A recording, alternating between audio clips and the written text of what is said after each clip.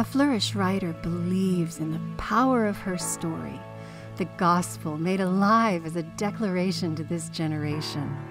She cultivates the courage to dream, write, and publish the story inside her. Welcome to Flourish Writers.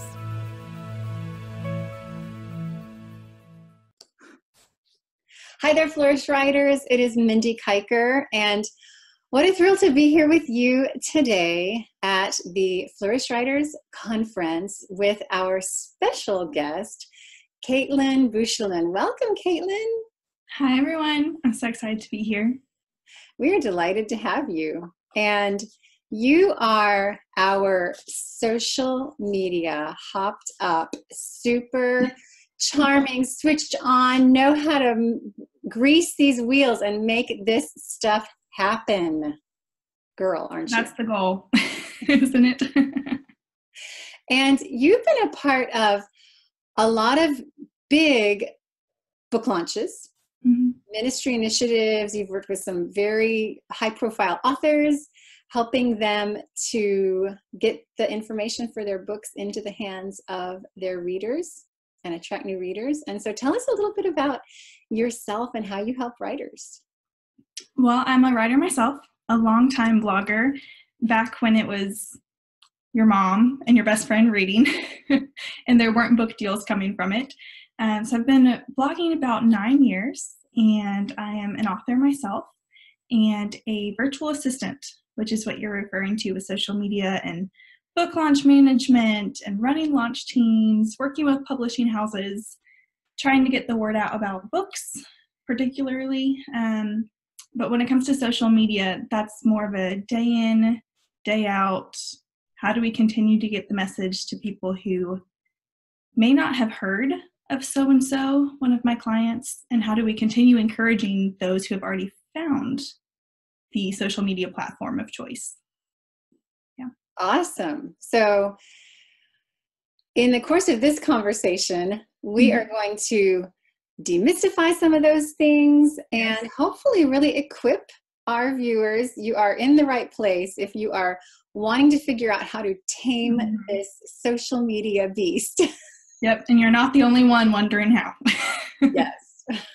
No, this is a common pain point with emphasis on the word pain. Absolutely. Especially with algorithms changing every day, it seems like. As soon as you get it, it changes. Well, it's like a race to just keep up with what's going on and what's the latest information. But that's where somebody like you comes in very handy. So at least for this moment in time, we can give a pretty good scope on what should be done. Yeah. So a lot has changed for the life of authors. You know, a lot of this marketing stuff used to be taken care of almost exclusively by the publishing houses. And now a lot of it falls on the shoulders of authors. And so writers are really having to develop a new skill set that they didn't have before. And it can be frustrating or downright maddening and even frightening. Like, I don't like to get on video. I like to write. But authors can't hide behind their computer anymore. They need to be out there. People want to get to know them and just figure out who they are and have a relationship with them. So a lot of authors say, I need to improve my social media marketing. And where do you start with somebody who needs to improve what they've got going on? Well, there are really two places that I start. Two questions that I'll always ask the author or the client, because you do not have to have written a book or any type of publication to have a platform, which is, as we were talking about before, press and record, the word of the hour or the year maybe platform, which we all kind of love to hate and hate to love, because we know that we need one. But how do we get one, and how do we use it well and steward it well? So the questions that I ask are, what brings you joy? What platforms are you already on? Social media platforms, Twitter, Facebook, Instagram, that's what I'm thinking. What are you already on that you love and you want to continue to be on?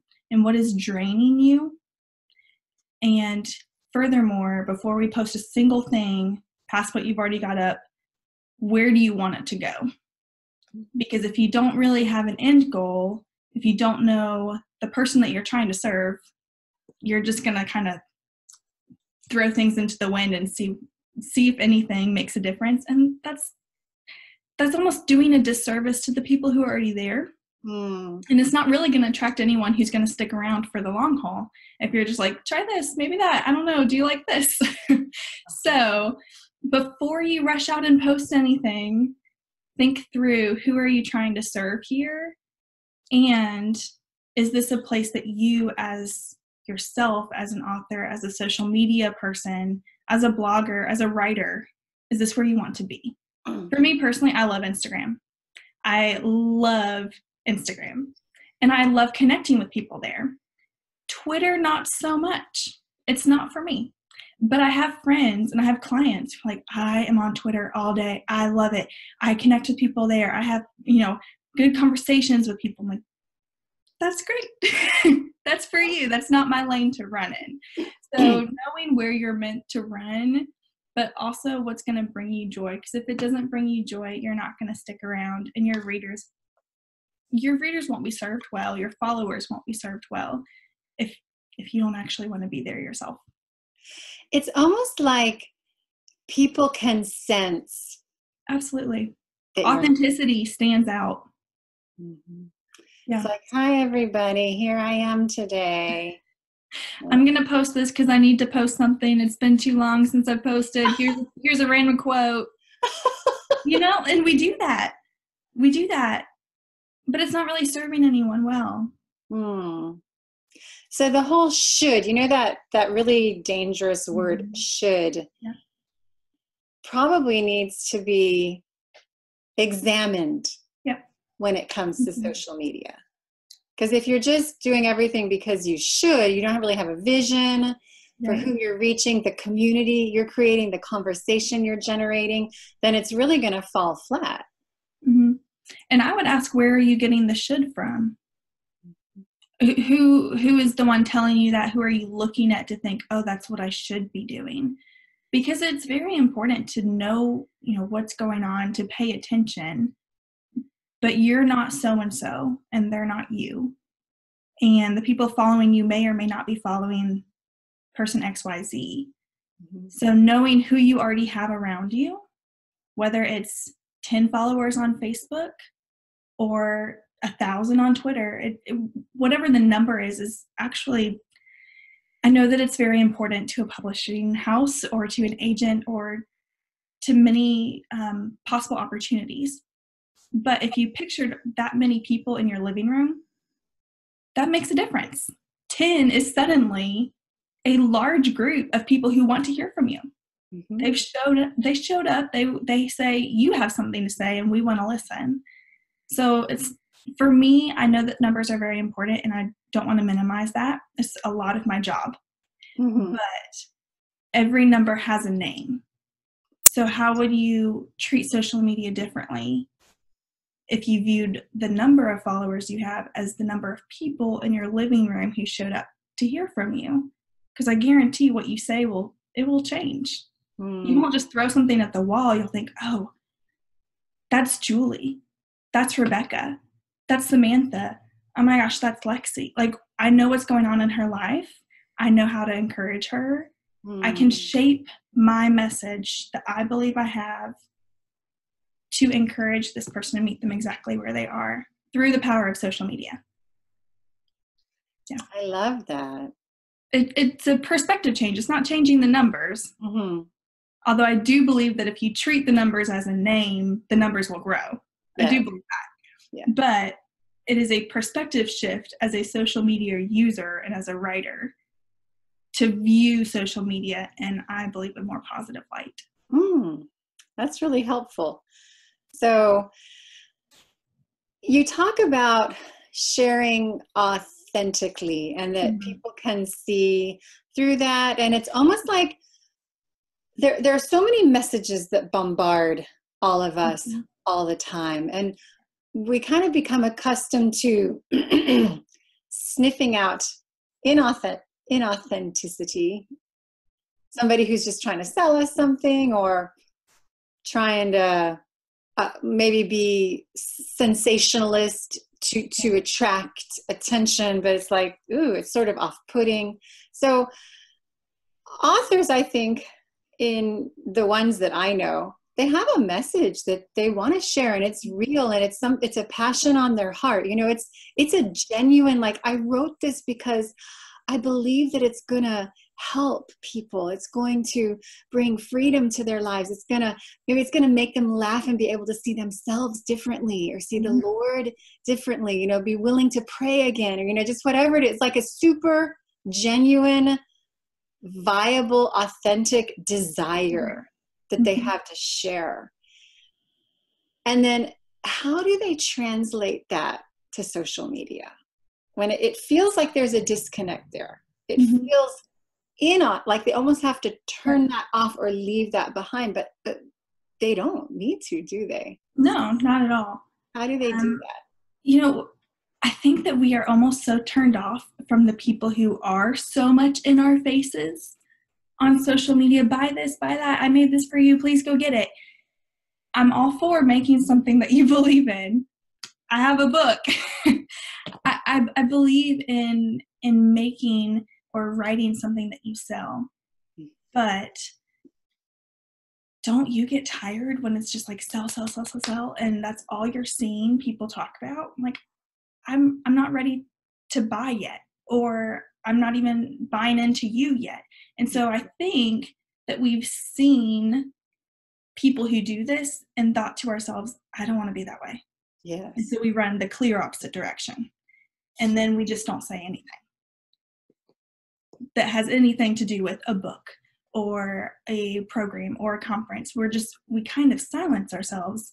And so I would challenge anyone who's watching to first, before you are going to try to promote anything or gain numbers, or however you're going to use social media for good, not just for yourself, but for your reader and your follower, to really ask yourself, do I believe that I have a story to share? Because if you believe that you have a story to share, that will make it a lot easier to go out there and share it.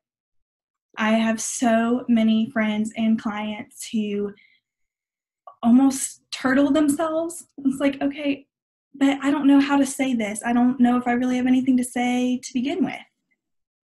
So who am I really reaching? Why do they care what I have to say? If so-and-so is going to say the same thing, why should I say it too? Even though it's true for me, even though it's part of my story.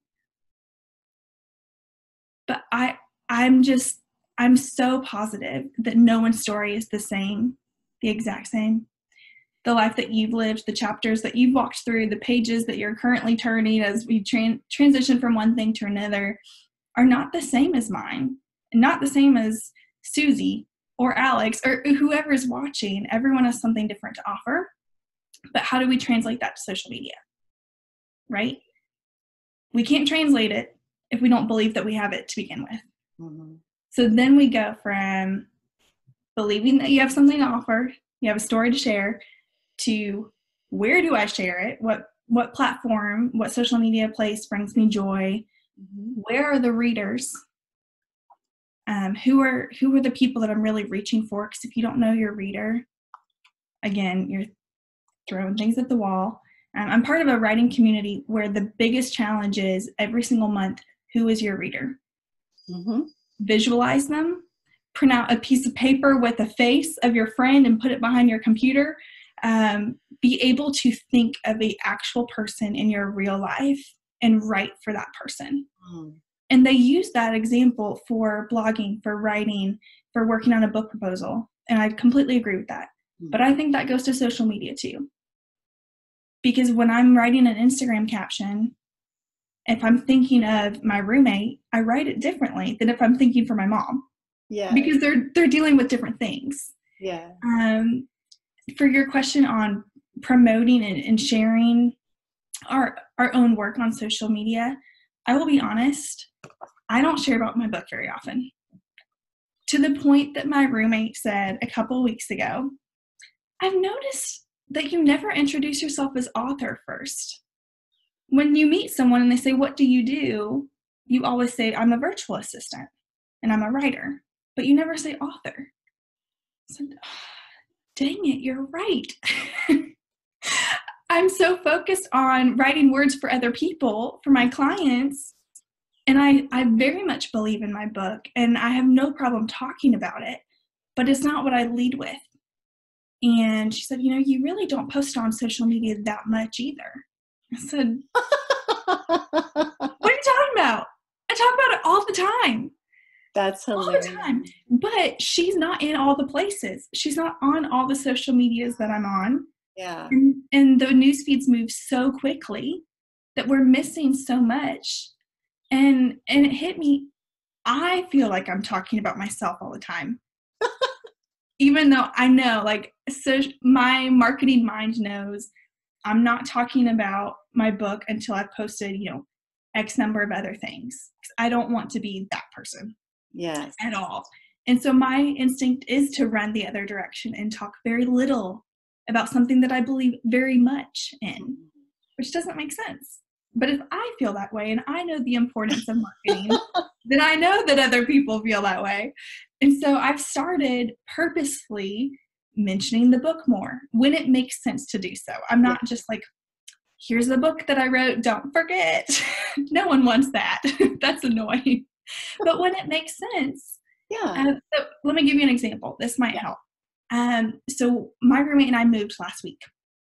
And so I have a box of books, so many of these copies in the hall closet that I've had for longer than I wanted to have them. But I like to keep them on hand. I keep a couple in my car whenever I run into someone and I happen to say, yes, I am an author. And then they say, oh, what's your book? I'm like, here, have a copy. Yeah. So I have them on hand. And as we were packing up boxes, I thought to myself, I really don't want to move this box from one closet to another. That just seems ridiculous.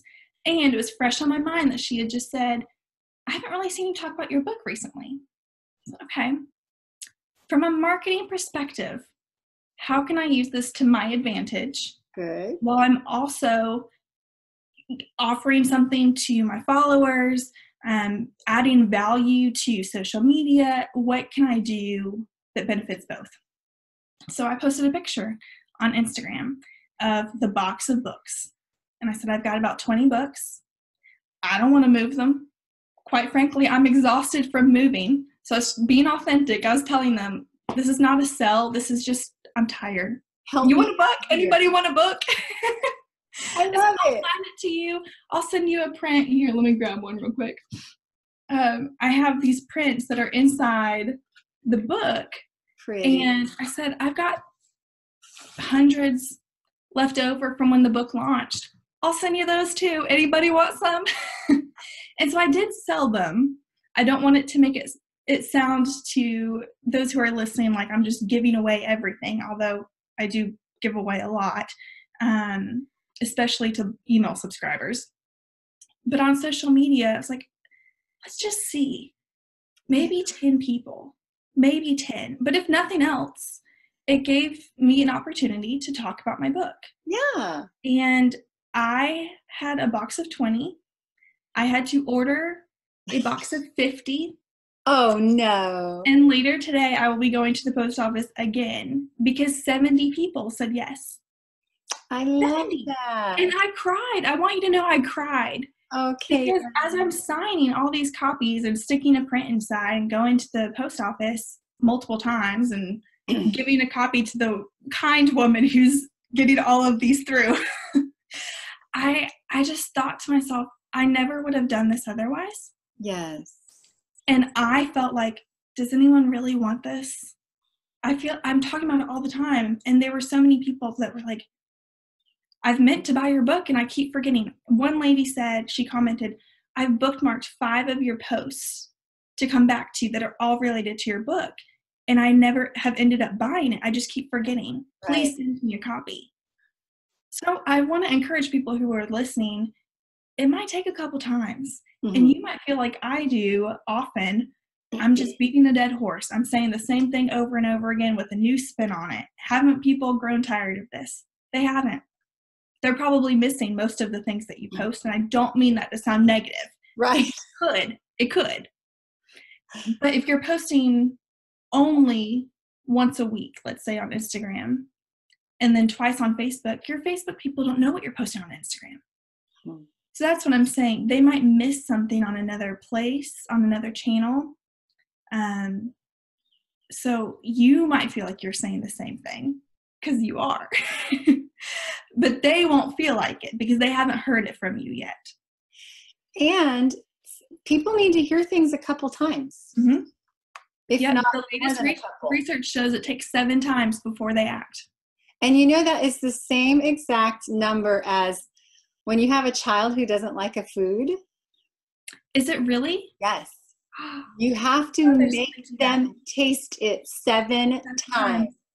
And then, some kids are really stubborn, but in general, it takes that many times for a new taste or texture to break down that resistance. So I always think of that when I think of posting, getting the word out, is some people take time to warm up to an idea as well.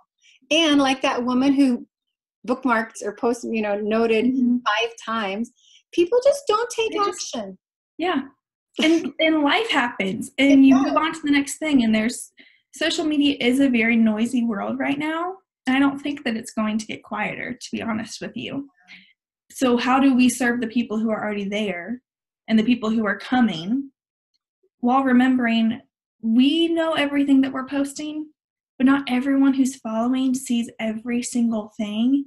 And they're probably not worn down with what we're saying. No. If you're sticking around. In fact, quite the opposite. They might be missing you. They're there for a reason. So how do we serve them well? Yeah. So there are so many facets to social media, and just even in your work, there's image creation, there's video, there's little posts, there's just all the different things. You can do lifestyle stuff. Here I am with my dog, and here I am eating my pizza. And so what do you think are some of the maybe just typical ways that really work well for authors to use some of those different facets of social media to get the message that's burning on their hearts, that's captured in their books, into the hands of people, or just in the awareness of people? As an author specifically, think about a book. If you have more than one book, pick a specific one and think about the theme of it and the reader of the book that you are hoping will pick up the book and actually make it through to the end. What do you want them to feel at the end? What do you want them to have learned? What are some of the stories that you told in the book? And then how can that translate to social media? So for example, for Instagram stories, one of my clients who is an author of 3 books and has more on the way, something that I have watched her start doing that from a marketing perspective is very smart and very effective, is she has a book that came out a couple months ago, about 5 or 6 months ago. And she has started taking a page or 2 that has a story inside the book and putting that onto Instagram stories. But she's not just writing one long thing that no one wants to, hold down on the page and read.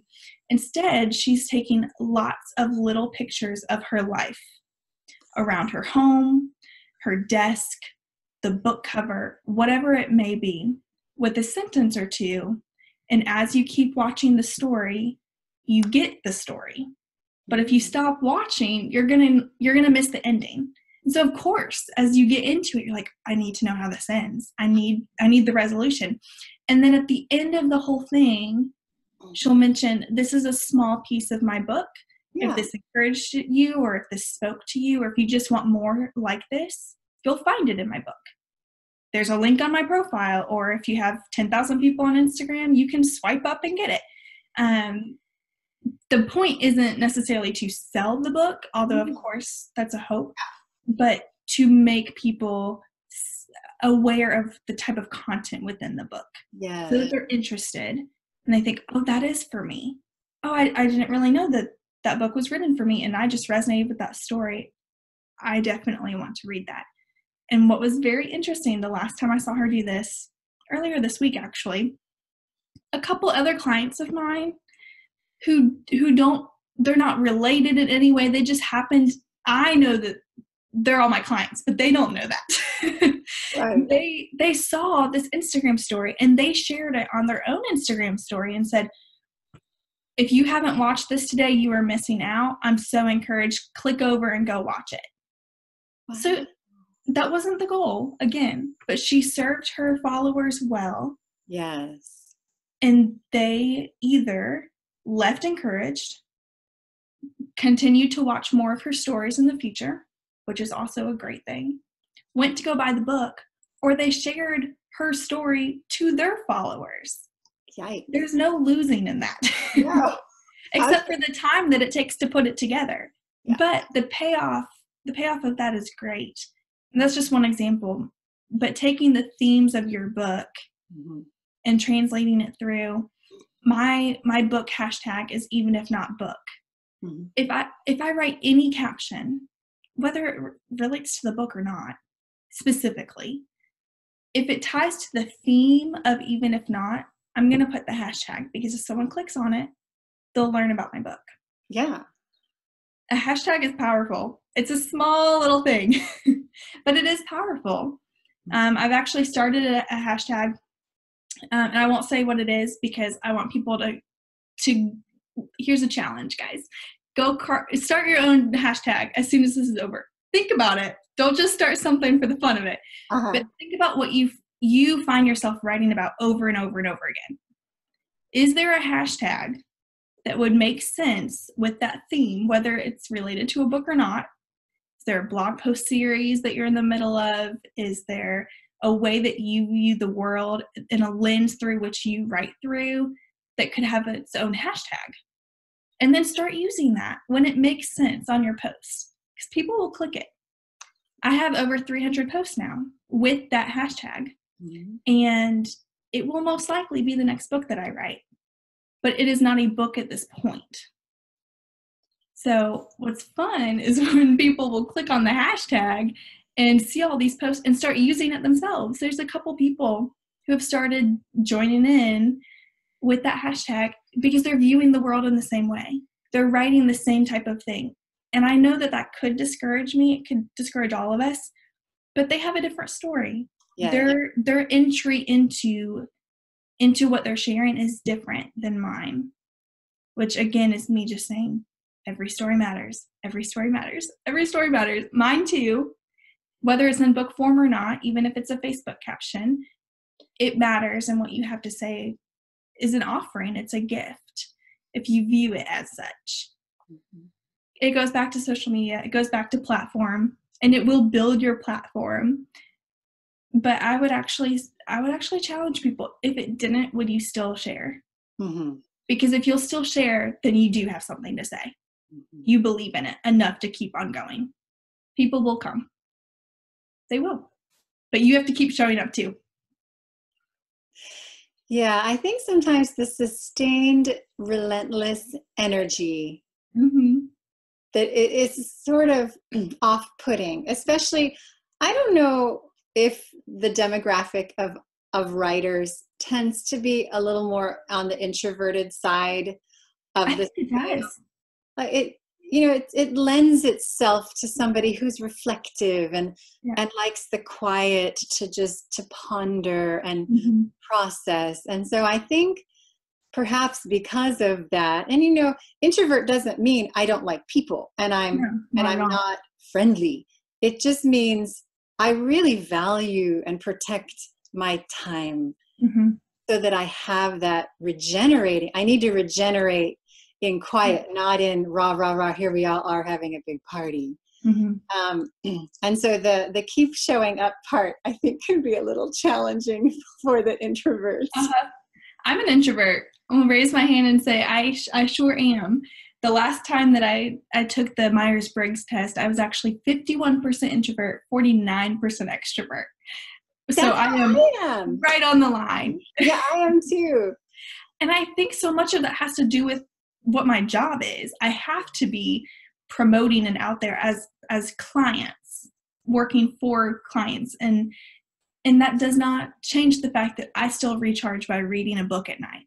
Mm-hmm. And my email newsletter for subscribers is called The Table. And I say every single time, I'm writing at a coffee shop. I'm in the corner booth. Please, no one interrupt. I'm picturing you across the table from me, as if it's just us.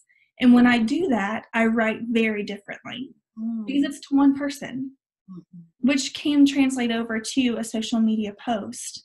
But yeah, introverts and extroverts, I think we write very differently. And I think that's why so many writers say, I never really wanted to be a speaker. I just wanted to write. That is so fun. Kaitlyn, you have given us so much insight. I love your specific examples. I think that's going to have some light bulbs going off. And just your message of your story matters, and find the parts of your story and your message from the Lord that you're eager to share, that bring you joy to share. And just do that. And then it's authentic, it's you, and it's not like some kind of straitjacket strategy, something that you have to fit yourself into that's going to be painful and unnatural. Mm-hmm. Oh, that's strategy is important. I don't want to say that it's not. That is so much of what I do. Yes. But the strategy comes after you know and believe that you have a story. Amen. You have to know that first. Okay, we're pulling up our big girl panties. And we're gonna tackle this social media beast. Thank you, Kaitlyn, so much. So welcome. Appreciate you. Bye. Bye.